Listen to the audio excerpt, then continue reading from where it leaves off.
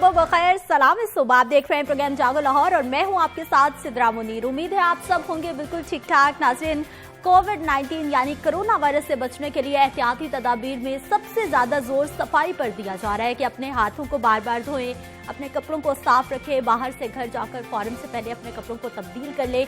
इन्हीं हालात में कुछ लोगों ने ग्लव्स का इस्तेमाल शुरू किया और इस्तेमाल के बाद उन गंदे इस्तेमाल शुदा ग्लव्स को इधर उधर रोड्स पर गलियों में फेंकना शुरू कर दिया है, जो कोरोना वायरस के फैलने का बड़ा सबब बन सकती है। आप हिफाजत जरूर करें, लेकिन दूसरों के लिए किसी भी खतरे का बायस भी ना बने। दूसरी जानिब जिला इंतजामिया और दीगर इदारों की जानिब से डिसइंफेक्ट टनल लगाने का काम जारी है, जिसमें क्लोरीन मिला पानी इस्तेमाल किया जा रहा है ताकि लोग डिसइंफेक्ट होकर दफातर स्टोर्स में दाखिल हो सके। लेकिन माहिरीन की जानिब से क्लोरीन इंसानी जिल्द के लिए खतरनाक करार दी गई है और कई तरह के जिल्दी अमराज और एलर्जी का बायस भी बन सकता है, ऐसा माहिरीन की जानिब से कहा जा रहा है। इस मामले पर प्रोग्राम में हम डिटेल डिस्कशन करेंगे, लेकिन अभी एक मुनफरिद खबर मुझे आप तक पहुंचानी है और बताते हैं माजी के एक सियाहती मकाम के बारे में जो अब तब्दील होकर रह गया है। डिटेल्स मैं आपके साथ शेयर करती हूँ जी। सैन राफेल आबशार एक्वाडोर का मकबूल तरीन सियाहती मकाम था। एक पुरस्कार घड़े ने दरियाए कोका को 3 छोटी नदियों में तकसीम किया तो ये रातों रात गायब हो गई। एक्वाडोरियन अमेज़न बरसाती जंगल के नेशनल पार्क में वाक़े सैन राफेल आबशार पर हर साल लाखों की तादाद में सयाह आते थे। रवा साल 2 फरवरी को 150 मीटर ऊंची इस आबशार ने बहना अचानक से बंद कर दिया, जिसकी वजह वो पुरस्कार घड़ा था जिसने दरिया को छोटी नदियों में तकसीम कर दिया था, जिसके बाद से यहाँ की तमाम सयाहत खत्म हो गई है और अब इस आबशार को हुकूमती सियाहती वेबसाइट से भी हटा दिया गया है।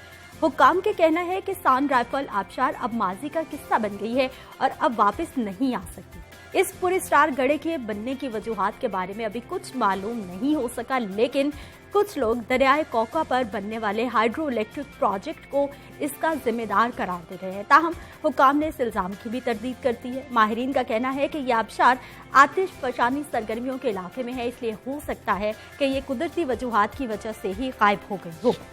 ग़ज़ा और ग़ज़ाइयत की बात करेंगे। जोहा सोहेल माहिर ग़ज़ाइयत हमारे साथ मौजूद होंगी, जिनसे आज हमने स्पेशली बात करनी है बॉडी में आयरन की कमी के हवाले से और इसके साथ साथ आयरन बॉडी में होना कितना ज़रूरी है, कौन सी ऐसी ग़ज़ाएँ हैं जिन्हें खाकर हम आयरन की कमी को दूर कर सकते हैं। ये तमाम सवालात हम उनके आगे रखेंगे, जवाबात जानेंगे।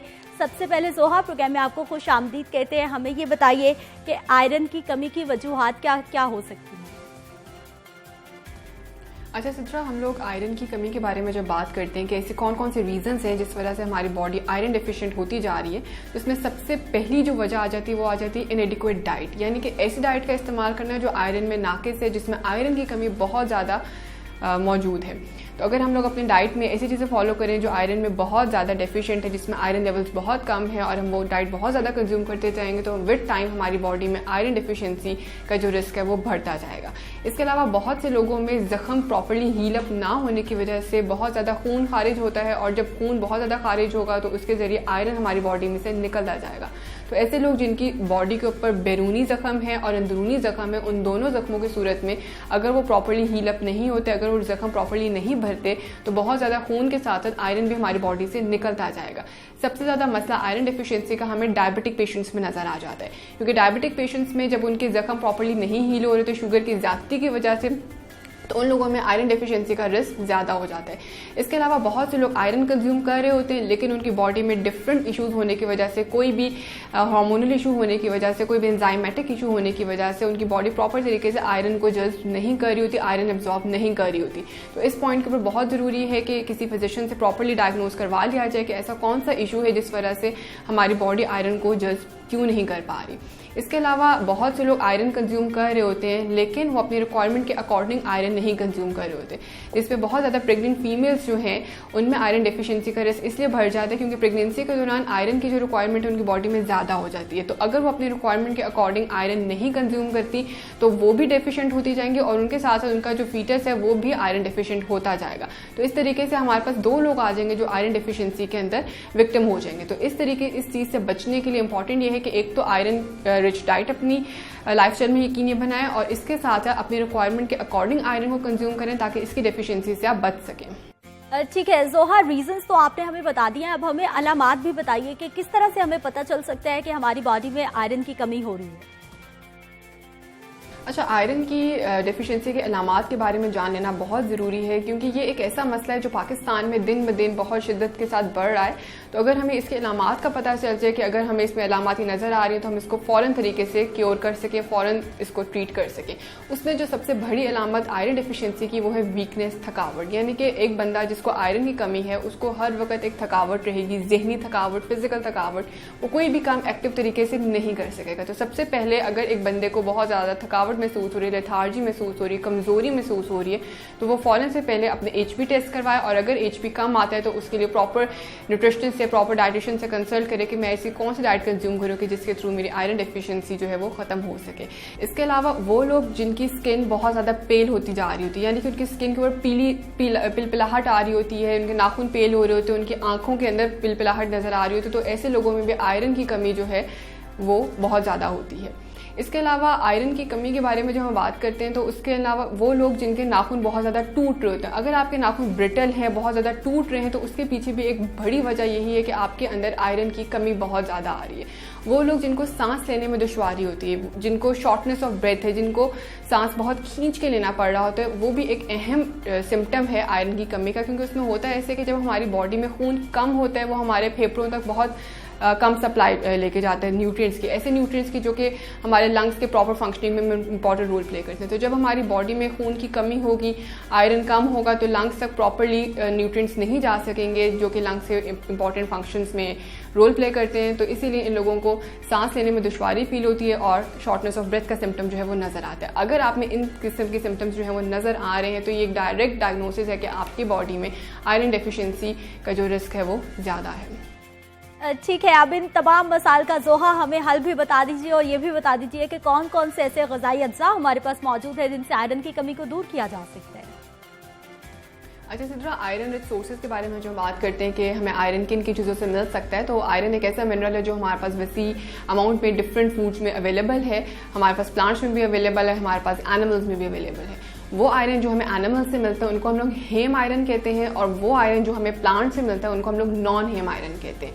अब हेम आयरन के यानी कि एनिमल से जो आयरन मिलता है वो किन किन चीज़ों से हमें मिल सकता है, उसमें सबसे पहले हमारे पास गोश्त आ जाता है, अंडा आ जाता है, दूध आ जाता है। ये तीन चीज़ें ऐसी हैं कि जिनके अंदर हमें हेम आयरन मिलता है, और ये एक ऐसा आयरन हम लोगों को एनिमल्स के थ्रू मिल रहा होता है जो हमारी बॉडी के अंदर सारे इंपॉर्टेंट फंक्शंस प्ले करने में इंपॉर्टेंट रोल प्ले कर रहा होता है। इसके अलावा जो आयरन हमें प्लांट्स के थ्रू मिलता है, जो लोग एनिमल रिच फूड सोर्सेज नहीं कंज्यूम करते, कि हम लोग वेजिटेरियन हैं, हम लोग एनिमल रिच सोर्सेज नहीं कंज्यूम करने, तो उनके लिए प्लांट्स के थ्रू भी आयरन हमारे पास अवेलेबल है, जिसमें हमारे पास ग्रीन लीफी वेजिटेबल्स, हरे पत्तों वाली सब्जियां हमारे पास आयरन का एक बहुत अच्छा सोर्स है, जिसमें हमारे पास साग आ जाती है, पालक आ जाती है। तो वो लोग जो लोग एनिमल्स के थ्रू, जानवरों के थ्रू आयरन नहीं कंज्यूम करे, वो लोग हरे पत्तों वाली सब्जियों को अपने डाइट में शामिल करके आयरन की रिक्वायरमेंट को पूरा कर सकते हैं।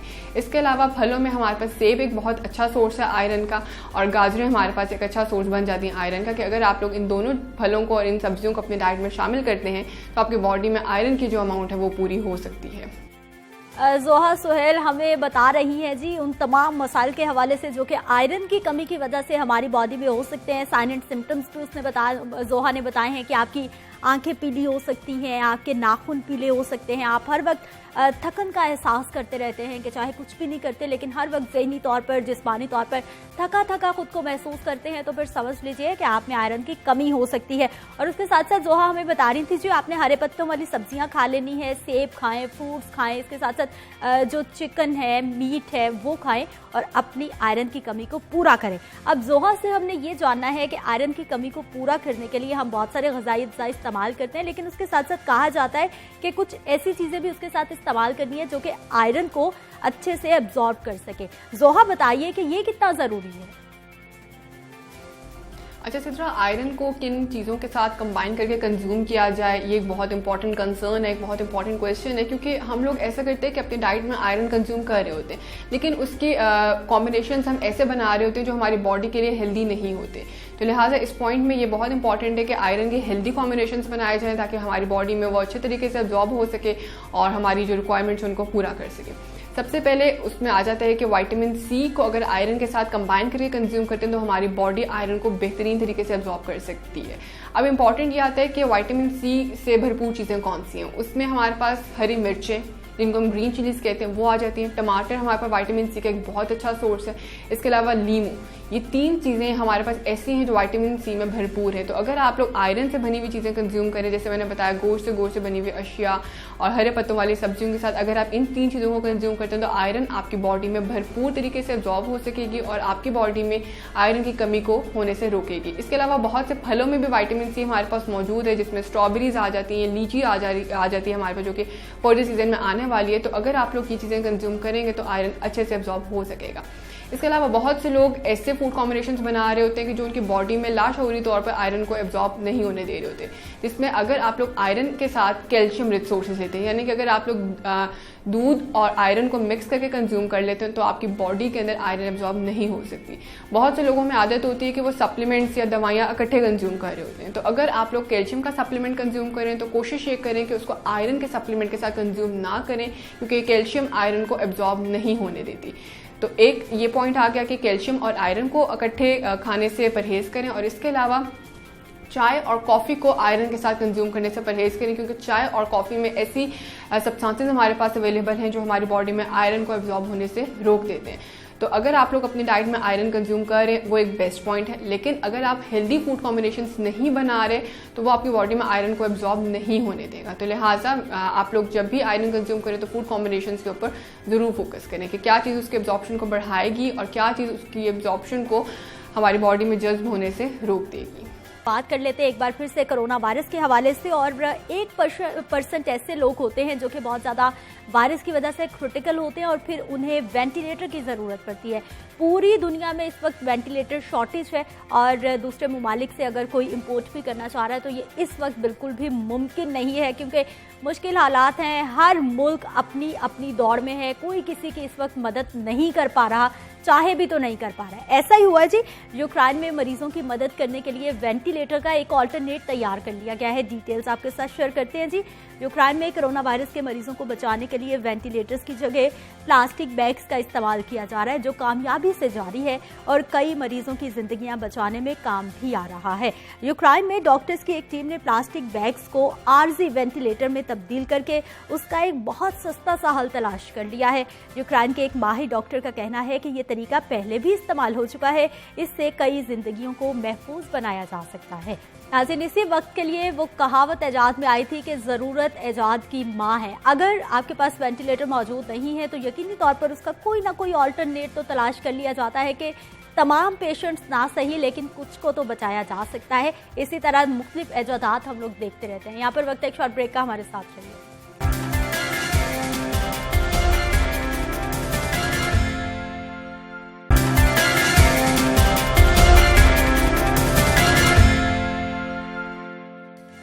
प्रोग्राम में एक बार फिर से आपको खुश आमदीद कहते हैं। नाज़रीन, आज के प्रोग्राम के आगाज़ में इंट्रो में मैंने एक मसले की निशानदही की थी कि किस तरह से ग्लव्स इस्तेमाल किए जा रहे हैं एहतियाती तदाबीर के तौर पर, लेकिन उनको उतार कर फिर जगह जगह फेंक दिया जाता है, जो कि वायरस फैलाने का सबब बन सकते हैं। दूसरी जानिब ज़िला इंतज़ामिया की जानिब से और मुख्तलिफ इदारों की जानिब से डिसइंफेक्शन टनल लगाए गए हैं ताकि लोग डिसइंफेक्ट होने के बाद मुख्तलिफ स्टोर्स में, दफातर में या फिर किसी भी जगह उन्होंने जाना है तो वहाँ पर दाखिल हो सके।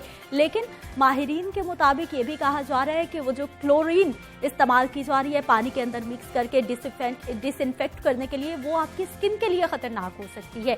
कितनी ख़तरनाक हो सकती है, किस तरह से बचाया जा सकता है अपनी स्किन को, इन तमाम मामलों पे बात करेंगे। हमारे साथ मौजूद हैं जी डॉक्टर फराह नाज साहिबा हैं, स्किन स्पेशलिस्ट हैं। प्रोग्राम में आपको खुश आमदीद कहते हैं। नुमाइंदा लाहौर न्यूज़ सोहेल कैसर हमारे साथ मौजूद होंगे, आपको भी प्रोग्राम में खुश आमदीद कहते हैं। डॉक्टर साहिबा, सबसे पहले हमें ये बताइए कि ये क्लोरीन जो है इसमें कौन से ऐसे इंग्रेडिएंट्स होते हैं भी या नहीं है जो स्किन के लिए ख़तरनाक है? Chlorine actually is a chemical. It's not itself is an irritant. It actually aggravates the skin disease which is known as dermatitis. Dermatitis एक ऐसी स्किन की डिजीज़ है जो कि कुछ लोगों में होती है और कुछ मौसम में होती है। क्लोरीन इटसेल्फ किसी भी जो भी रनिंग में है, वॉक थ्रू गेट से जो भी गुजर रहा है, उसको इन्फेक्ट नहीं कर रही होती। उसमें ये है कि किसी को अंडरलाइन अगर डिजीज़ चल रही है, डर्माटाइटिस है या कोई भी टॉपिक एक्जिमा वगैरह चल रहा है तो उसे ज़रूर एग्रीवेट कर रही होती है। लेकिन हम में से कुछ लोग ये समझते हैं कि शायद क्लोरीन जो गेट्स वगैरह में यूज़ होता है सोल्यूशन, उसमें ऐसा है कि वो एक्चुअली हमारे कपड़ों को डिसइंफेक्ट करने के लिए है। ठीक। हमें उसके अंदर से भी अगर गुजरना है तो वो प्रॉपर हमें मास्क और ग्लव्स के साथ गुजरना है। ठीक है, इसलिए ताकि हम इसे इसी तरह बचा सकते हैं अपनी स्किन को कि हम मास्क को प्रॉपर जो है वो वेयर करें। इसके अलावा अपने हैंड्स को ग्लव्स से वेयर करें। Chlorine itself is not a irritant. ठीक है सोहेल साहब, आपके भी बहुत सारे माहिरीन से इस हवाले से बात हुई है, क्या कहना है उनका? क्योंकि खबर ये भी आ रही है कि हो सकता है किसी तरह की कोई एलर्जी का बायस बन सके। देखें, कुछ इस हवाले से जो खदशात सामने आ रहे हैं, मेरा ख्याल उनमें को बहुत ज़्यादा सच्चाई तो नहीं है, लेकिन ये ज़रूर होता है कि अगर एक ख़ास मिक़दार से बढ़ जाए, जैसे आपको पता है कि इसको हम जो पीने का पानी है या उसमें भी इसका इस्तेमाल अमल में लाया जाता है। अब जैसे वासा के तकरीबन 59 जो लाहौर में ट्यूबवेल्स हैं, उन पर अभी इस हवाले से वो इंस्टॉल नहीं किए गए, तो वो कुछ पता नहीं चलता कि कितनी मिक़दार में शामिल हो रही है या कितनी मिक़दार में शामिल नहीं हो रही। ये असल में बेसिक इशू है। वरना देखिए, जिस चीज़ का भी इस्तेमाल अमल में लाया जाता है, पहले उसके यकीनन बहुत सारे टेस्ट होते हैं, और ये तो एक अरसे से अमल में इस्तेमाल में लाई जा रही है। और अब इसका एक यूज़ ये निकाला गया है कि जो गेट नस्ब किए गए हैं मुख्तलिफ इदारों के बाहर, वहाँ से जब लोग गुजरते हैं तो उनको भी इससे वॉच किया जाता है। तो बेसिकली चूँकि ये हमारे अंदर तो नहीं जा रही होती सांस के साथ, या मतलब हमने मास्क पहनना होता है, इसीलिए डॉक्टर साहबा ने कहा कि मास्क पहनना चाहिए ताकि वो सांस के साथ अंदर ना, ये हमारे कपड़ों को डिसइंफेक्ट करने के लिए होती है। अब जिनमें अगर पहले से कुछ इस तरह के मसाइल चल रहे हों तो फिर उनके लिए थोड़ा सा मसला होता है, और वो खुद भी इस बात से बखूबी आगाह होते हैं कि हमें एहतियात करनी चाहिए। तो ये तमाम मामलात हैं, क्योंकि असल में मसला ये है कि इस वक्त तो बहुत सारे मेथड्स अमल में लाए जा रहे हैं कि किसी तरह से इस मुसीबत से जान छूट जाए। ठीक है ना, कि वो जिस तरह वो इफ्तिखार आरफ कहते हैं ना कि कोई तो फूल खिलाए दुआ के लहजे में, बड़ी घुटन है हवा के लहजे में, न जाने खल्के खुदा किस अजाब में है। अगला मिसरा भी उन्होंने इसी उसमें कहा, लेकिन मुझे याद आ गया बैठे बैठे। तो खल्के खुदा जिस अजाब में है, बड़ी इल्तिजा है हवा के लहजे में। तो हवा के लहजे में जो इल्तिजा है ना जी, अब उसको दूर करने के लिए कोशिश किसी तरह से कुछ ये हो जाए। हाँ, बिल्कुल। अच्छा डॉक्टर साहब, हमें ये बताइए कि जिस तरह से सोहेल साहब ने निशानदही की है कि उस तरह से क्लोरीन हो सकता है जो एक मुनासिब मिकदार में इस्तेमाल की जाए पानी के अंदर मिक्स करके, तो वो खतरे का बाइस ना बने, लेकिन अगर वो मिकदार बढ़ जाएगी तो फिर खतरा पैदा हो सकता है। जी बिल्कुल हो सकता है। ये कुछ ऐसी डिजीज हैं, स्किन के अलावा भी लंग्स की कुछ ऐसी डिजीज हैं जिनको ये बढ़ाती है। ठीक, इसलिए कोशिश यही की जाए अगर किसी भी सोल्यूशन में या पानी में इस्तेमाल की जाए तो बहुत कम अमाउंट में यूज़ की जाए। उसका कम अमाउंट भी हमें बहुत बेनिफिट दे सकता है, क्योंकि itself is a good chemical. ठीक, सोहेल साहब, जैसा कि आपने बताया कि इसकी मिकदार पे ही अब हम बात कर लेते हैं। इदारों की जानिब से जो वासा की निशानदही की कि कई ऐसे ट्यूबवेल्स हैं जिसके ऊपर क्लोरिनेटर नहीं है, जो कि एक मुनासिब मिकदार में एक एक कतरा करके पानी के अंदर क्लोरीन को मिक्स करता है। एक भी कतरा ज्यादा हो जाएगा तो वो पीने के पानी को बिल्कुल खराब कर देगा। जब पीने के पानी का ख्याल नहीं रखा जा रहा, तो क्या हो सकता है कि इसकी मुनासिब मिकदार उसमें मिलाई जा रही हो, या फिर प्रॉपर एक एक्सपर्टीज लेकर शामिल की जा रही हो मिकदार? अच्छा, इसी तरह ऐसा नहीं होता कि अगर थोड़ी बहुत मिकदार में कमी बेशी हो जाए तो खुदा न खास्ता उससे बड़ा कोई डिजास्टर हो सकता है या बड़ी कोई प्रॉब्लम हो सकती है। ऐसी बात नहीं है। मतलब अगर ये इतनी ही खतरनाक हो तो शायद इसका इस्तेमाल अमल में ही ना लाया जाए। और एक बात ये समझ लें कि इसका इस्तेमाल ज़्यादा जो है गर्मियों में अमल में लाया जाता है। शायद को मौसम की तब्दीली के हवाले से ये तहकीक है कि जो पानी के टैंक्स होते हैं उनमें कुछ बैक्टीरियाज पैदा हो जाते हैं जिनको मारने के लिए लेकिन ये कि अगर इसकी मिकदार में थोड़ा बहुत इजाफा हो जाए तो शायद पता नहीं इससे क्या हो जाएगा, ऐसी बात नहीं है। लेकिन बहरहाल excess of everything is bad वाला मामला होता है। तो इसलिए जो चीज़ जो तयशुदा स्टैंडर्ड्स हैं उनके मुताबिक ही अगर अमल किया जाए तो ही उसके मुनासिब और बेहतर और मुफीद नताइज हासिल किए जा सकते हैं। वासा हुकाम अब कहते तो हैं कि ऐसी बात नहीं है, हम इस हवाले से बहुत ध्यान रखते हैं, लेकिन हकीकत जो ज़मीनी हक़ाइक़ हैं वो थोड़े से इस हवाले से मुख्तलिफ भी हैं कि कहने की बात और होती, करने की बात और होती। तो करने की जब बारी आती तो उसमें बहुत सारे खामियां बहरहाल नज़र आती हैं। डॉक्टर साहब, ये बताइए कि अभी गर्मी का मौसम तकरीबन आगाज़ हो चुका है और अच्छी खासी गर्मी भी लगती है। कौन कौन से ऐसे स्किन के मसाइल हैं जो कि अब शुरू होने वाले हैं, गर्मी जो बहुत कॉमन है? जी ठीक है, बिल्कुल ऐसा है कि एक तो ज़्यादा ड्राइनेस तो बिल्कुल अभी नहीं होगी। वो ज़्यादा हैंड सैनिटाइजर्स वगैरह यूज़ करने से आजकल हो रही है, लेकिन बात यह है कि ज़्यादा स्वेटिंग से रेडनेस, इचिंग, क्रैक स्किन कुछ इस तरह के हो जाते हैं जिसको हमें खुद ही प्रोटेक्ट करना है। उसमें ये हो सकता है कि आप कोई भी मॉइस्चराइज़र से बेहतर है कि आप रात को 20 सेकंड्स के लिए अपने हाथ जब आप बेड टाइम पे जाते हैं तो उसको धोएं, अच्छे से वॉश करें।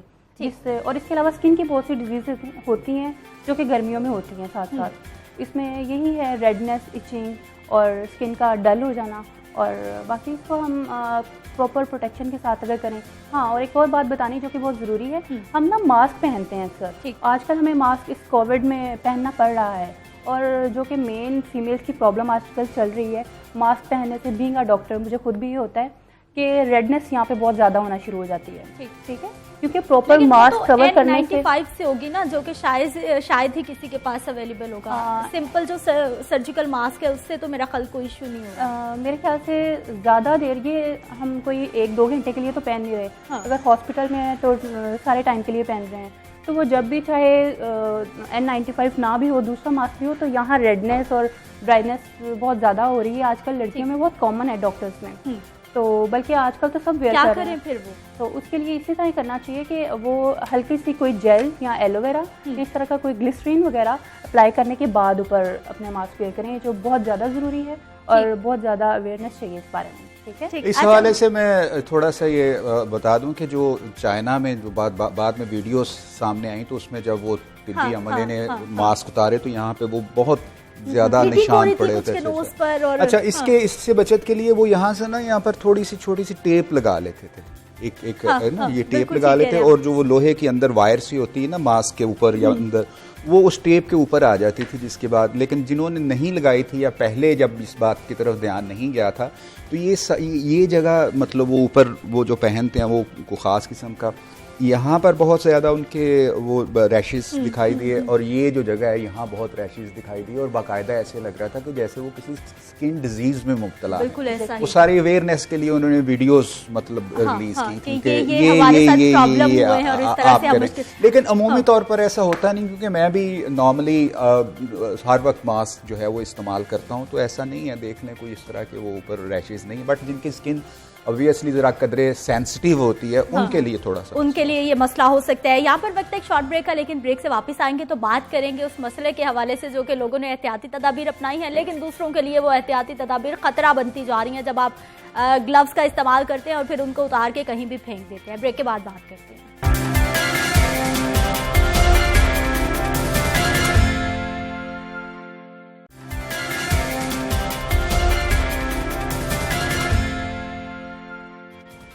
प्रोग्राम में एक बार फिर से आपको खुश आमदीद कहते हैं। नाज़रीन, कोरोना वायरस की सिचुएशन के हवाले से हमने बात करना है, और उसमें पूरी दुनिया में 2 मामलात बस बताए जा रहे हैं। एक ये कि एहतियात करें, और दूसरा ये कि ज़्यादा से ज़्यादा टेस्टिंग कैपेसिटी बढ़ाई जा सके। वज़ीर आला सरदार उस्मान बुज़दार साहब की जानिब से बता दिया गया है कि आने वाले दिनों में ये टेस्टिंग कैपेसिटी 10,000 तक पहुँचा दी जाएगी। इस मामले पर भी बात करेंगे। दूसरी जानिब पैसिव इम्यूनाइजेशन, जिसे कि प्लाज्मा थेरेपी का नाम भी दिया जा रहा है, कहा जा रहा है कि जल्द उसका आगाज हो जाएगा पंजाब में, स्पेशली लाहौर में। इन तमाम मामलों पे बात करेंगे। हमारे साथ मौजूद हैं जी, CEO हैं म्यू अस्पताल से आपका ताल्लुक है, प्रोफेसर असद असलम साहब से प्रोग्राम में आपको खुश आमदीद कहते हैं। नुमाइंदा लाहौर म्यू सज्जाद कासमी हमारे साथ मौजूद होंगे। सज्जाद साहब, आपको भी प्रोग्राम में खुश आमदीद कहते हैं। डॉक्टर साहब, सबसे पहले हमें ये बता दीजिए कि ये जो प्लाज्मा थेरेपी है, इसके SOPs जारी हो गए, कहाँ तक काम पहुँचा, कब से आगाज होने? जी देखिए, बिस्मिल्लाहिर्रहमानिर्रहीम। देखें, जो भी कोरोना के लिए हम इक़दाम कर रहे हैं वो एक बाकायदा स्ट्रेटजी के तहत corona expert advisory group government of Punjab ने बनाया, और पहले दिन से हम स्ट्रेटजी के मुताबिक चल रहे हैं। कितने बेड किस जगह पर होने हैं, किस पेशेंट को क्या ट्रीटमेंट शुरू करानी है। इसी तरह प्लाज्मा थेरेपी के बारे में एक हमारा सब ग्रुप बना हुआ है, वो उसके स्टैंडर्ड ऑपरेटिंग प्रोसीजर्स तैयार कर रहा है, आखिरी मराहिल में है। इंशाल्लाह आज या मैक्सिमम कल तक वो फाइनल होके उसके नोटिफाई हो जाएंगे। जब नोटिफाई हो जाएंगे तो फिर प्लाज्मा थेरेपी शुरू होगी, और मोस्ट प्रोबेबली अभी तक जो फैसला हुआ है, जितनी मीटिंग मैंने अटेंड की है, उसमें हम पहला PKLI को एक सेंटर बनाएंगे, एक सेंटर, ताकि ये प्लाज्मा थेरेपी PKLI में ही हो। तो बस SOP के नोटिफाई होने का इंतजार है, आज हो जाए या कल लास्ट स्टेजेस पर हैं। अच्छा डॉक्टर साहब, आप चूंकि इन तमाम मामलात को बहुत क्लोजली देख रहे हैं, को चेयरमैन भी हैं एडवाइजरी ग्रुप के, और आपको तमाम मामलात का बड़ा अंदरूनी मामलात का भी पता है, कहाँ पर सर मसाइल आ रहे हैं? क्योंकि हम लोग देख रहे हैं कि तकरीबन 3 से 4 हफ्ते हो गए हैं प्लाज्मा थेरेपी पे बात हो रही है, फिर आप जैसे माहिरीन हमें बता रहे हैं कि ये एक अच्छा तरीका इलाज हो सकता है ज़्यादा जो ख़तरनाक पेशेंट सिचुएशन में चले जाते हैं उनके लिए। इसके लिए कोई स्पेशल लैब्स बनेंगी, कोई स्पेशल फंड्स होंगे, किस तरह से? क्या हमारे यहाँ ये बहुत मुश्किल है करना?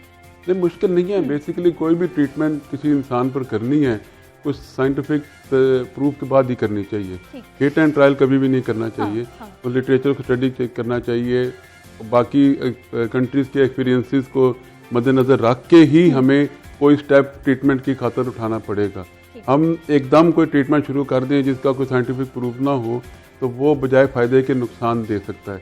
इसलिए और अभी तक जो भी इक़दाम किए जिस हिसाब से पेशेंट की ट्रीटमेंट कर रहे हैं, आप अल्हम्दुलिल्लाह देखें इस वक्त सिर्फ लाहौर के हॉस्पिटल से 143 मरीज हमारी ट्रीटमेंट से सेहतयाब होकर घरों को जा चुके हैं। सर ये बताएं कि आखिर पीकेएल लाइव से ही क्यों आप प्लाज्मा थेरेपी का स्टार्ट ले रहे हैं? कि इंस्टीट्यूट अच्छा है, डॉक्टर अच्छे हैं, कौन सी ऐसी चीज़ है? इस वक्त उनके पास हुकूमत ने कहा जी कि एक सेंटर करें। एक्सपर्ट एडवाइजरी ग्रुप ने कहा जी एक ही सेंटर करना है तो हम पीकेएल को कर लेते हैं। उनके पास कोई जदीद मशीन भी मौजूद हैं और एक ही सेंटर हो जहाँ के हम रिजल्ट को मॉनिटर भी कर सकें। तो पेशेंट शिफ्ट करेंगे दूसरे हॉस्पिटलों से उधर फिर पीकेएल में जिनको? हाँ जी, जो पेशेंट होंगे हम उनको जिनको ट्रीटमेंट हमने करना है उनको हम करेंगे। पहले तो हमने उन पेशेंट को जो रिकवर करके अल्हम्दुलिल्लाह वापस चले गए हैं पहले उनको बनाना है। अच्छा सर, बड़ा टेक्निकल सवाल है, सॉरी। पेशेंट जिसकी हालत क्रिटिकल होती है उसको प्लाज्मा लगाया जाता है, तकरीबन 50% लंग जिसके डैमेज हों, तो क्रिटिकल हालत में आप पीकेएल पेशेंट कैसे लेंगे? शिफ्ट करेंगे? 75 रूम्स हैं पीकेएल में जो है क्रिटिकल पेशेंट्स के लिए। हर कमरे में वेंटिलेटर है, मॉनिटर है। तो इसलिए वो जगह को मुंतखब किया गया ताकि अंडर वन रूफ जहाँ पर बहुत सारे कमरे विद ऑल फैसिलिटीज मौजूद हो, तो वहाँ पर ताकि पेशेंट को शटल कॉक ना बनाया जाए। आज इधर है कल उधर है। तो एक ही सेंटर में 75 रूम्स आर अवेलेबल, तो वहाँ पर वेंटिलेटर भी मौजूद है, हर चीज मौजूद है। तो उस सेंटर का अच्छा डॉक्टर साहब ये बताइए कि अब ये जो प्लाज्मा थेरेपी करने वाले डॉक्टर्स मौजूद होंगे, ये पीकेएल से इनका ताल्लुक होगा या फिर स्पेशल डॉक्टर्स का भी ग्रुप बनेगा जो इस तमाम चीज को डील जी डॉक्टर्स का ग्रुप बनेगा, पूरे लाहौर के एक्सपर्ट्स का ग्रुप बनेगा। लेकिन सेंटर जो मरीजों को एक सेंटर में रखा जाएगा।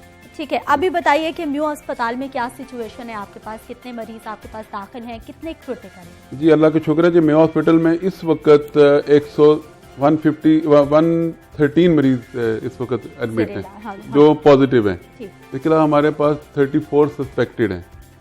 लेकिन अल्हम्दुलिल्लाह आज तक 419 मरीज म्यू हॉस्पिटल में आए, जिनमें से 148 पहले दिन से ही नेगेटिव होके वापस चले गए तो सस्पेक्टेड से, और बाकी 419 में से 137 को निकाल दें तो बाकी हमने एडमिट किया पॉजिटिव पेशेंट को और उनको ट्रीट किया। और अल्हम्दुलिल्लाह इस वक्त हमने 113 मरीज मेयो हॉस्पिटल से रिकवर करके वापस घरों को जा चुके हैं। और ओवरऑल इस वक्त लाहौर से 143 मरीज डिफरेंट हॉस्पिटल से ट्रीटमेंट लेने के बाद सेहतयाब होकर घरों को जा चुके हैं। डॉक्टर साहब अभी एसओपीज क्या हैं? जो ज्यादा क्रिटिकल पेशेंट हैं या फिर जिनकी उम्र ज्यादा है, यकीनी तौर पर उन्हीं को अभी तक वल्नरेबल ग्रुप में शामिल किया जा रहा है। उन तमाम लोगों को किसी एक खास अस्पताल में ही एडमिट किया जाता है या फिर जितने भी सेंटर्स बनाए गए हैं, जितने भी अस्पतालों में आइसोलेशन वार्ड्स बनाए गए हैं, किसी में भी शिफ्ट किया जाता है? देखें, लेवल 1, लेवल 2, लेवल 3 के हिसाब से पेशेंट होते हैं कि किसको कितनी सख्त बीमारी है। अभी तक जो गवर्नमेंट ने एसओपीज जो जारी की हैं उसमें तमाम फीमेल जो हैं वो अब हम हॉस्पिटल में दाखिल करना शुरू कर दिए हैं। तमाम प्रेग्नेंट फीमेल जो हैं वो हम गंगाराम में दाखिल कर रहे हैं। तमाम मेल पेशेंट जो हैं वो हम एक्सपो सेंटर में कर रहे हैं। और पीकेएल में मेल भी जा रहे हैं, फीमेल भी जा रहे हैं। जो क्रिटिकल पेशेंट हैं वो इस वक्त सिर्फ मेयो हॉस्पिटल और पीकेएल में, ये हमने ऐसे डिस्ट्रीब्यूशन की हुई है। और आने वाले वक्त में मेरा ख्याल है अगर प्लाज्मा थेरेपी की तरफ जाएंगे तो वो फिर पीकेएल में ही एक ही सेंटर सबने डिसाइड किया, एक ही सेंटर रखें। Group of the specialist expert group पूरे लाहौर से होगा, लेकिन सेंटर एक होगा कि जहाँ पर जाके सब जाके वहाँ पर ट्रीट करें। ठीक है, काज़मी साहब ये बताइए कि वज़ीर आला साहब की जानिब से बड़ा ऐलान कर दिया गया है कि एक दिन में 10,000 टेस्ट होने की जरूरत मौजूद होगी आने वाले चंद रोज में। लेबॉर्ट्रीज हम देख रहे हैं बहुत सारी फाल होती जा रही है। आईरोज बताया जा रहा है 8 बन गई, 5 बन गई। इस वक्त कितनी लेबॉर्ट्रीज है जहाँ पर एक्चुअली टेस्ट हो रहे हैं? देखिए सिद्रा, इसी पे आपने पिछले हफ्ते मैंने इस पे रिमार्क्स दिए। तब मैं इनकी कारकर्दगी से इतना मुतमईन नहीं था। जो टेस्ट की थी उसमें कुछ अभी भी कुछ वज़ीर आला साहब ने कुछ ज्यादा बताया है। खबरें हैं आज आपके पास? हाँ जी, ये है कि आप देखें ना, लाहौर के अंदर 11 लैब ने टेस्ट करने शुरू कर दिए, PCR लैब ने। और मैं दावा करता हूँ कि पंजाब के अंदर, लाहौर के अंदर इतने सस्पेक्टेड पेशेंट नहीं आते जितने टेस्ट हो रहे हैं। आप देखें ना कि एक खौफ होता है कि ये मुश्तबा मरीज आ गया, ये आ गया, ये आ गया, टेस्ट का सैंपल लिया, फौरी भेजना है। तो लेकिन इस वक्त जो पेशेंट आने की रफ्तार है वो टेस्ट करने की स्पीड से कम है। तो लिहाजा यानी उतनी ही है जैसा कि पहले दिन से बताया जा रहा था कि हमारे पास कम से कम उस तरह से मरीज आए कि हम स्मूथली उनको टैकल करें। हाँ जी, लेकिन 10,000 का जो दावा, मैं इसे एग्री नहीं करता, क्योंकि अभी तक 4-5 हज़ार टेस्ट डेली हो जाएं तो वही मैं समझता हूँ कि जैसा पैंडेमिक है पाकिस्तान के अंदर, तो 5,000 तक अगर आपकी टेस्ट कैपेसिटी चले जाए तो आप बड़ा सख्त मुकाबला कर सकते। इसका मतलब है अगर इतनी हो जाए, काज़मी साहब को लगता है तो गवर्नमेंट की जानिब से बहुत बड़ा काम कर दिया जाएगा। सर बताइए कि कितनी कैपेसिटी है इस वक्त हमारे पास और टेस्ट हो कितने रहे? देखें, इस वक्त जब पैंडेमिक शुरू हुआ, पाकिस्तान पहुंचा, तो उस वक्त एक प्राइवेट सेक्टर लैब थी और एक पब्लिक सेक्टर में थी। और आज अल्हम्दुलिल्लाह इस वक्त लाहौर में सिर्फ 5 लैब्स काम कर रही हैं और अगले एक हफ्ते के अंदर 8 और लैब पूरे पंजाब में उसमें से काम करना शुरू कर दिया है। हाँ। बाकी 3 या 4 रह गई हैं। तो इस वक्त कैपेसिटी तकरीबन हमारी 3 से 4 हज़ार पर डे है टेस्ट करने की। कैपेसिटी इतनी है, हो कितने रहे? हो रही है। देखें ना, अभी अब पहले तो हमें 3-3 दिन इंतजार करना पड़ता था, 4 दिन इंतजार करना पड़ता था कि पेशेंट के रिजल्ट आए। अब हम PKLI भेजते हैं, IPH भेजते हैं, जिना भेजते हैं, जनरल हॉस्पिटल भेजते हैं, तो विद मैक्सिमम 36 आवर में हमारे पास पेशेंट की रिपोर्ट आ जाती है। आने वाले दिनों में 10,000 हो जाएगी कैपेसिटी? हो जाएगी इंशाल्लाह। कितने रोज तकरीबन? अगर हम डेडलाइन एक वैसे ही आप रफली अंदाजा बताएं। 2 वीक्स लगेंगे इंशाल्लाह। 2 वीक लगेंगे तो 10,000 तक पहुंच जाएगी। अच्छा सर, अब हमें बताइए कि रिकवरी सेशन मुख्तलिफ मरीजों का मुख्तलिफ है या सबका एक जैसा ही पीरियड है कि इतने दिनों में बंदा या? हाँ, ये बड़ा वेरिएबल है। हमने स्टडी अभी तक जितने पेशेंट रिकवर होकर घर चले गए हैं, 4 डेज से लेके 27 डेज तक वेरिएशन है। एवरेज 10 to 14 डेज बनता है। ठीक, ये रिकवरी पीरियड है। और जो 27 डेज तक जा रहे हैं उनमें क्या मामला है? उनमें ये होता है कि हमें पेशेंट को तब डिस्चार्ज करना होता है कि जब उसके 2 टेस्ट नेगेटिव हो 24 आवर्स अपार्ट। आज टेस्ट किया, नेगेटिव आया, फिर 24 घंटे के बाद एक और टेस्ट करेंगे। 2 टेस्ट अगर नेगेटिव हो फिर भेजते हैं। तो एक पेशेंट जिनका ड्यूरेशन 27 दिन तक गया है, उनके दरमियान में 2 फिर पॉजिटिव आ गया। इसकी क्या रीजन है? वो हमें क्या नाम है उसका, वो एक्सपर्ट, वो री इन्फेक्शन भी हो सकती है। री इन्फेक्शन भी बहुत बड़ा कम चांस है, वो री इन्फेक्शन रीएक्टिवेशन भी हो सकती है। तो बस ये हमारा ऑब्जर्वेशन है, हमारे पास डॉक्यूमेंटेड है। 20 मैक्सिमम 27 डेज ऐसा कोरिया में भी हुआ है। पूरी दुनिया में तकरीबन 80 के करीब ऐसे केसेस रिपोर्ट हो चुके हैं जो कि नेगेटिव होने के बाद दोबारा पॉजिटिव है। तो सर उसमें ये भी हो सकता है कि आपके टेस्ट के अंदर कोई एरर था, उस वक्त वो नेगेटिव नहीं हुआ और आपने उसको नेगेटिव करार दे दिया। दूसरी रीजन ये है कि पेशेंट आपके इकट्ठे बैठे हैं, इकट्ठे मिलते हैं, अगर कोई रिकवर होता है दूसरा उससे मिल लेता है। इस पे क्या जब टेस्ट करते हैं ना, मुस्लिम थ्रोट से है, नेजोफेरिंक्स से है, तो हर जगह की अपनी एक स्पेसिफिक है कि इस जगह से करेंगे तो इतने % चांस है पॉजिटिव होने का, इस जगह से करेंगे इतने % चांस है। पॉसिबिलिटी है कि नेजोफेरिंक्स से टेस्ट किया है तो 67% चांस है कि वो पॉजिटिव हो, बाकी 33% है चांस के नेगेटिव हो। तो ये एक पॉसिबिलिटी बिल्कुल हो सकता है। हमने टेस्ट लिया, हो सकता है वो नेगेटिव, इसीलिए 2 टेस्ट कराते हैं, वरना एक टेस्ट पर ही भेज दें घर, वो पॉजिटिव हो हम घर भेज दें। तो इसीलिए 2 टेस्ट 24 आवर्स अपार्ट करते हैं। तो उन साहब में भी एक हमने टेस्ट किया, नेगेटिव आया, दोबारा किया, पॉजिटिव आया, फिर रख लिया।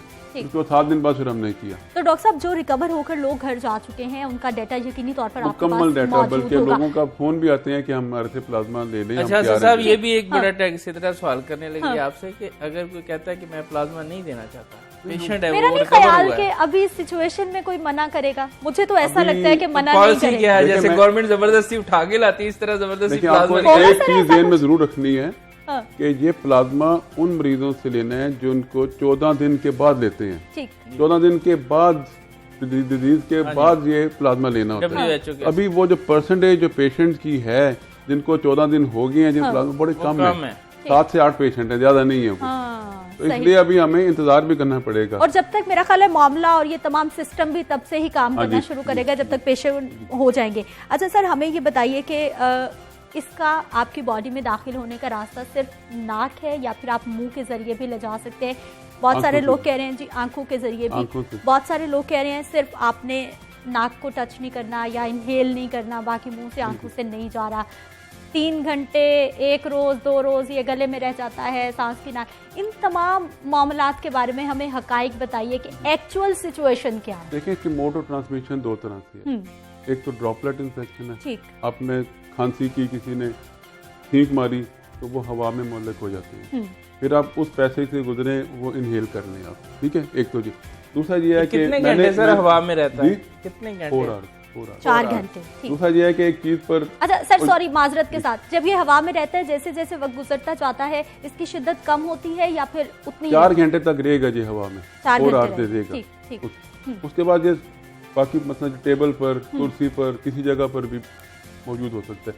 जब मैं उंगली लगाऊंगा टेबल को और वहाँ वायरस मौजूद है, फिर मैं अपनी आंखों को रब करूंगा, अपनी नाक को करूंगा या मैं अपने मुंह को लगाऊंगा तो ये ट्रांसफर हो जाएगा। इसीलिए कहते हैं कि बार बार अपने हाथ धोएं, अपने हाथों से अपनी आंखों को, नाक को और मुंह को ना टच करें। अच्छा साहब, मुझे एक सीधा सवाल करना, बड़ा मुझे गिला भी है इसको समझने कि डेलीगेशन ऑफ चाइना हमारे पास आया, डॉक्टरों का एडवाइजरी ग्रुप भी हमारा बना हो, हमने उनसे क्या सीखा? ऐसी चीज़ हमें शेयर करें कि नई चीज़ हमने क्या ली है उनसे और हम उस पर क्या कर रहे हैं।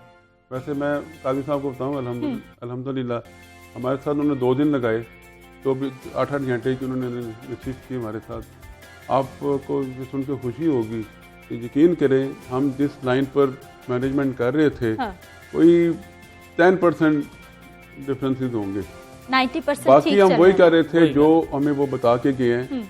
और मतलब कुछ चीजें हैं जो हम नहीं कर रहे थे वो हमें बता गए हैं। प्लाज्मा थेरेपी का भी वो बता गए हैं करने, हमने अभी शुरू नहीं किया, तब से हम SOPs बना रहे हैं कि बड़ा सोच समझ के इसको प्लाज्मा थेरेपी शुरू करें। पेशेंट भी 7-8 पेशेंट है। चाइना हमें नई चीज कौन सी सीखी सर उनसे प्लाज्मा थेरेपी के अलावा? नई चीज प्लाज्मा थेरेपी के अलावा बाकी देखें, हम क्लोरोक्विन दे रहे थे, हाइड्रोक्सीक्लोरोक्विन दे रहे थे, एजिथ्रोमाइसिन का कम्बिनेशन हम दे रहे थे, वो भी उन्होंने भी बताया, वो भी दे रहे थे, उन्होंने हमें भी कहा आप दे दें, ठीक है। बाकी उन्होंने ऐसी कोई खास चीज मेरे हिसाब से नहीं थी। मैंने तो यही जज किया, मैंने तो कोई नई चीज हमारा जो corona expert advisory group government ने बनाया, उन्होंने एक लिटरेचर पढ़ा। अच्छा सर, याद होगा यही श्रीलंका की टीम डेंगू में आगे क्या गई थी, आप तो पहले ही फैसल मसूद अल्लाह ताला उन्हें जनरल नसीब करे, आप तो पहले ही साइंसदान बैठाए हुए हैं। सर ये एक सोशल मीडिया का और एक ये जो दुनिया का एक दूसरे के साथ राब्ता है, ये भी एक बहुत बड़ा जरिया है कि तमाम इन्फॉर्मेशन फौरन से पहले डॉक्टर्स तक, माहिरीन तक पहुंच। इस ग्रुप ने सारी जो स्टडी उनकी पढ़ी चाइना की, दूसरे मुल्कों की, उन्होंने क्या किया, उनके कैसे, चाइना की बहुत बड़ी सक्सेस स्टोरी है, उनका एक पेपर पब्लिश किया है, वहाँ से डेली बेसिस पर वेबिनार होता था, उनसे बात करते थे, उनसे इंफॉर्मेशन लेके तो फिर। अच्छा सर, वो कौन सा कुलिया उन्होंने आपको बताया जिसकी वजह से उन्हें अचानक कंट्रोल किया, ये पॉइंट हमें बताया। सोशल डिस्टेंसिंग, लॉकडाउन, ये सबसे बड़ा है। तो आप हमें कहते हैं कि बढ़ना चाहिए लॉकडाउन, नरमी हुई है थोड़ी सी, और कल ही उर्दू बाजार खुला, लोग एक दूसरे से मुसाफा कर रहे हैं, हाथ मिला रहे हैं, एहतियाती तदाबीर अपना रहे, खतरनाक सिचुएशन हो सकती है जी। हुकूमत ने बड़ी लिमिटेड सी इजाजत दी है ताकि लोगों को रोजगार भी मुतासर ना हो और लोग अपने लाइवलीहुड भी कमा सके।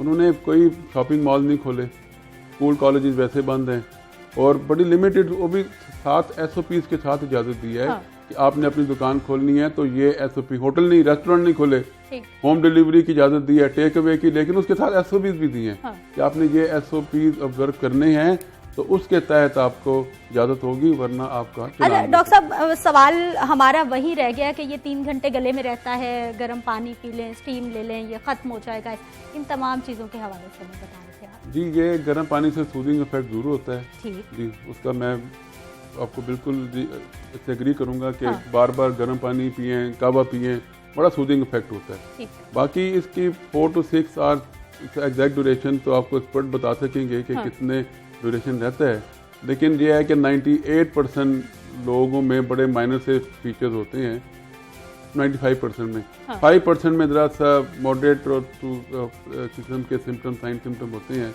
और 2% जो बड़े क्रिटिकल होते हैं। तो फिक्र करने की बात कोई नहीं है।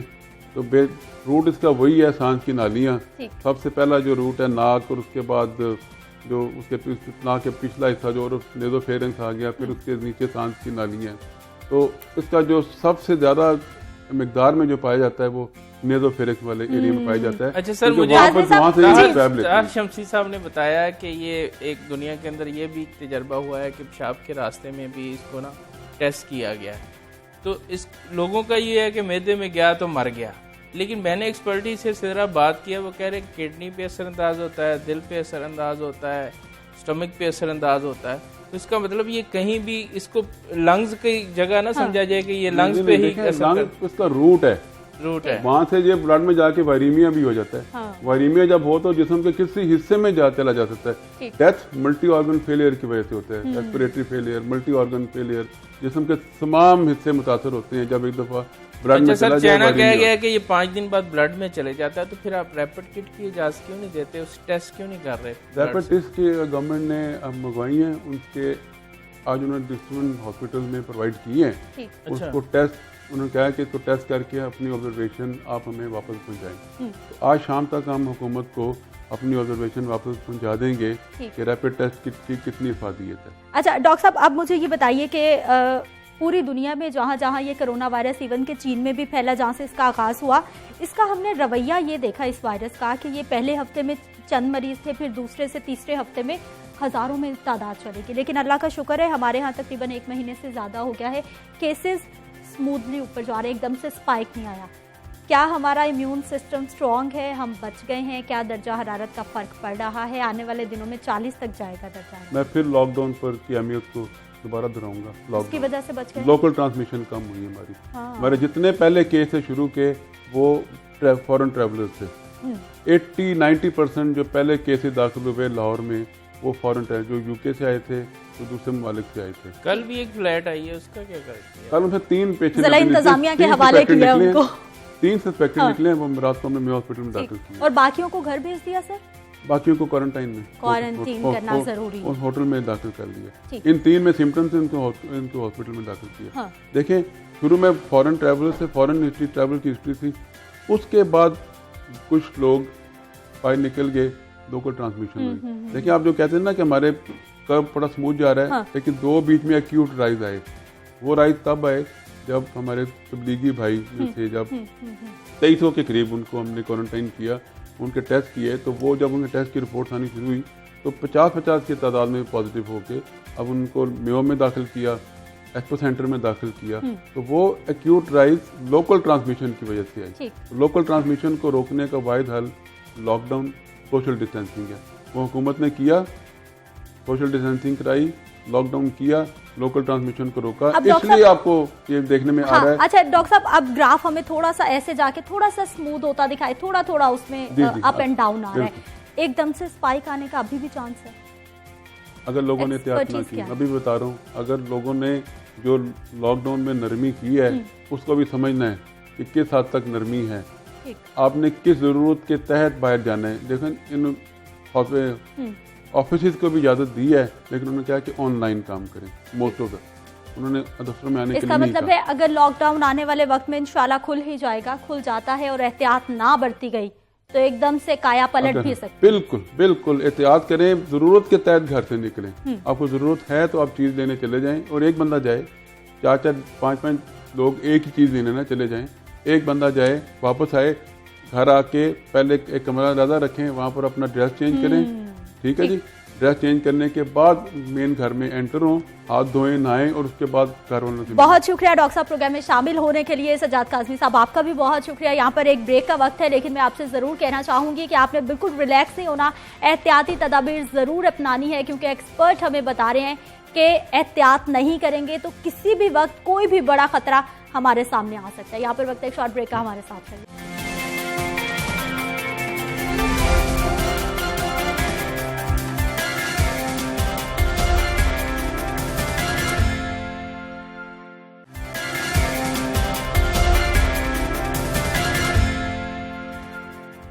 प्रोग्राम में एक बार फिर से आपको खुश आमदीद कहते हैं। इकरा, अब हमें ये बताइए कि बहुत सारे ऐसे लोग हैं जिनकी, स्पेशली ख़वातीन, पैची स्किन हो जाती है, इवन के गर्मी का मौसम आता है उसके बावजूद इतनी रफनेस, इतनी ड्राइनेस हो जाती है, उसकी क्या रीज़न है?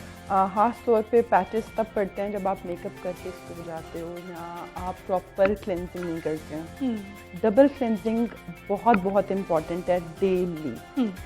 फर्स्ट आप क्लीन करो अपने मेकअप को एंड देन डबल क्लीन करो कुछ भी लेफ्ट ओवर बच गया, और देन टोनिंग एंड मॉइस्चराइज़र। ये कोई भी करेगा, इवन मेरी बेटी 3 इयर्स की है, मैं उसकी क्लेंजिंग ऑयल से और उसको मॉइस्चराइज़र लगा कर सोती हूँ, और उसको पता है कि मामा मेरा टाइम हो गया, क्योंकि डस्ट होती है हर चीज़, वॉश करवाती हूँ फेस। और 3 इयर्स की मेरी बेटी है, लेकिन मैं उसको ये रूटीन दे रही हूँ। अच्छा, अब ये बताइए कि हमने मेकअप किया है फुल स्किन पे, उसके बाद फेस वाइप से हमने क्लीन कर लिया है, फेस वॉश से हमने वॉश कर लिया है, इट्स ओके या उसके बाद भी आपने क्लेंजिंग करनी है? नहीं, उसके बाद भी क्लेंजिंग करनी है और डबल क्लेंजिंग करनी है। और आप देखेंगे कॉटन पैड पे देखेंगे कि कितना लेफ्ट ओवर है, नोज की साइड पे, आईज के नीचे नहीं हो, मतलब वाइप से कितना हो जाएगा। वैसे ऐसे ही होता है, फेस वाइप्स में इस्तेमाल करती हूँ, लेकिन उसके बाद भी जब क्लिनजिंग करती हूँ वो क्लिनजर वाइट होता है, बिल्कुल येलो हो जाता है। That's true. अच्छा, अब ये बताइए हमें कि इवन टोन स्किन किस तरह से हम हासिल कर सकते हैं? इवन टोन SPF का इस्तेमाल, सनस्क्रीन बहुत इंपॉर्टेंट है जो हम स्किप कर जाते हैं, तो अनइवन स्किन हो जाती है। ज्यादातर लोग इस्तेमाल नहीं ये चीज़। अब मैं ये बोल रही थी, मैं अपनी सिस्टर को बोल रही थी कि वो टेरिस पे गई है, तो मैंने कहा कि ना तुम SPF मतलब नहीं लगा रही हो सनस्क्रीन। यार मैं तो घर हूँ, मैंने कहा धूप आ रही है, ले रही हो, ट्रेन में भी है और टेरिस पे भी है, तो तुम सनस्क्रीन लगाओगी, ये इंपॉर्टेंट है, घर में भी हो, बाहर जा रही हो, क्योंकि टेरिस ही है एक जगह जो हम देख रहे हैं आजकल, तो सनस्क्रीन बहुत ज़रूरी है स्किन के लिए। प्राइमर कितना रोल प्ले कर रही है? प्राइमर मेकअप की बेस है। अगर आपने स्किन को बचाते हैं? जी, बहुत बहुत प्रोटेक्ट। आप देखें कि एक पिक्चर भी आजकल बहुत सोशल मीडिया पे है, वो ऑरेंज को उन्होंने पूरा पील किया तो उस पर डॉट्स थे, तो वो पूरा ब्लर कर देता है। प्राइमर ऐसी चीज़ है, फर्स्ट होता है मॉइस्चराइज़र, देन प्राइमर, और फिर आप फाउंडेशन लगाएं। लेकिन मैं फाउंडेशन से भी पहले एक मेरा टोनर है वो लगाती हूँ, और उसके बाद फिर मेरी फाउंडेशन बहुत अच्छी। अच्छा, टोनर घर में बनाया जा सकता है? क्या टोनर आप बहुत ऑर्गेनिक पे बहुत काम करी है, हमारे देखने वालों को बताइए कि कैसे बनेगा घर में। या टोनर बेस्ट है एलोवेरा जेल, रोज वाटर और विटामिन ई। अच्छा, यानी एलोवेरा जेल एक ऐसी चीज है जो आप बालों में लगाएं, आप स्किन पे लगाएं, किसी चीज के साथ इस्तेमाल करें, उसके फवायद ही फवायद हैं। या नेल्स को बहुत स्मूथ करती है एलोवेरा जेल।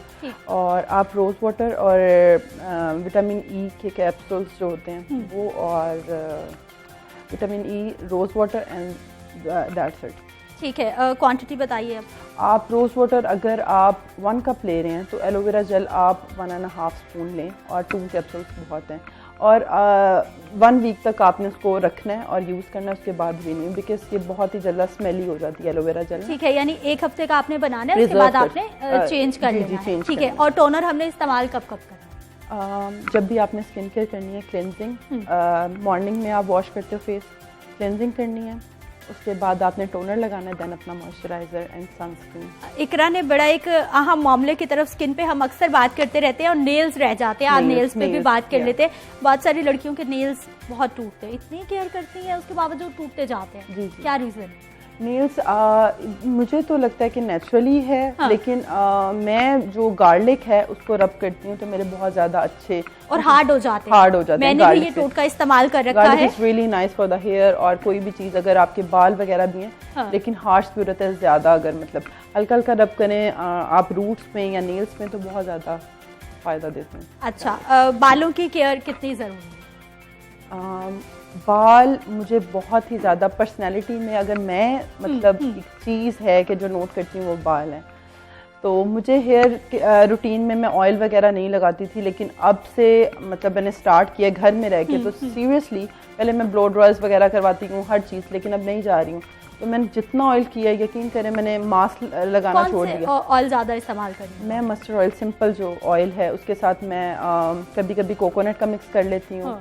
वाटिका ऑयल मैंने अभी रिसेंटली यूज किया, वो बहुत अच्छा है। वो सरसों का तेल तो हमेशा ही बहुत ज्यादा, मैं सिंपल मस्टर्ड ऑयल लगाती हूँ और बहुत अच्छा। लेकिन इकरा, मैं भी आपको एक टिप दे सकती हूँ देखने वालों को भी, आप भी जरूर ऐसा करिएगा। मैं खुद इस्तेमाल करती हूँ और मुझे इसके बहुत अच्छे रिजल्ट्स मिले हैं, क्योंकि मुझे हर रोज स्टाइलिंग करानी होती है, बाल रफ हो जाते हैं, तो फिर मैं अच्छी खासी होम केयर पे मैं ज्यादा रहती हूँ, आर्टिफिशियल प्रोडक्ट्स पे मैं जरा कम जाती हूँ। कलौंजी का तेल बहुत अच्छा है, उसको वाह। नारियल के साथ मिक्स कर लें। अच्छा अच्छा, और कलौंजी तो वैसे ही बहुत बहुत अच्छी अच्छी है। और आजकल कोरोना के लिए भी कलवंजी बहुत अच्छी है। हाँ, और कहा यही जा रहा है कि अगर मौत का इलाज होता तो वो भी कलौंजी में होता, तो इसलिए उसका तेल इस्तेमाल करें आप कोकोनट के साथ। कोकोनट के साथ। और कितनी मतलब वीक में अगर 2 कप आपके पास कोकोनट ऑयल है Okay. तो उसमें 1 कप आप कलौंजी का ऑयल मिक्स कर लें और हफ्ते में 2-3 बार जब आपका दिल चाहे आप लगा सकते हैं। ऑयल्स का ये फायदा है कि आप ये मैं बात से नुकसान पहले नहीं लगाती होगा। हूँ, जब भी मैंने बात लेना होता है मैं उससे पहले 2 आवर्स 3 आवर्स मुझे पता होता है, मैं 2-3 करती हूँ चमकी अच्छी घंटे लगाती हूँ। लगा के आप रेस्ट करें, उसके बाद आप बाल धोए, मजा आएगा कि आपने मेहनत की है खुद पे। अच्छा, अब हमें क्लिनजिंग बनाने का बताइए कि कोई क्लिनजर घर में बन सकता है स्किन के लिए? क्लिनजर बेस्ट मैंने कोकोनट ऑयल बताया, कोकोनट ऑयल ही क्लिनजर है। लेकिन ऑयली स्किन वाले फिर क्या करें? मैं वैसे बता रही थी कि एक मैं वैसे वो है लॉरियल का बहुत अच्छा है, लॉरियल का क्लिनजर बहुत बहुत जबरदस्त है जो मैं रिसेंटली यूज लेकिन हमने घर में बनाना है ऑर्गेनिक।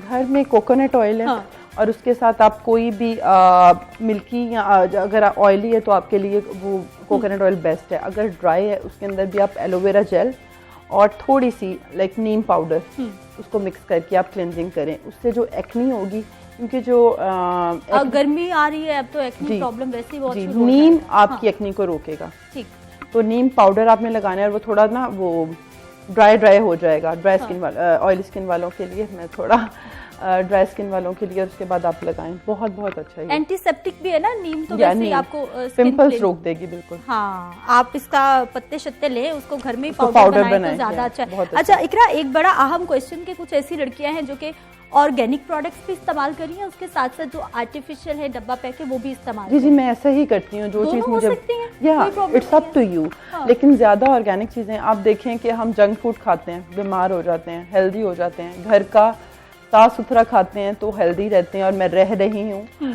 तो ये चीज़ है। लेकिन अभी कभी कहते हैं यार थके हुए हैं चलो बाहर से खा लेते हैं, ये चीज़ ही स्किन केयर में है। अगर आप मेहनत करोगे तो बहुत अच्छा रिजल्ट है, देर बाद आएगा लेकिन आएगा। आजकल तो ये वाइटनिंग क्रीम्स वगैरह भी बहुत ज्यादा, ये तो जालिमाना तरीका है अपनी स्किन को खराब करने का। अगर आप वाइटनिंग क्रीम्स की तरफ जाते हैं, बहुत शुक्रिया इकरा प्रोग्राम में शामिल होने के लिए।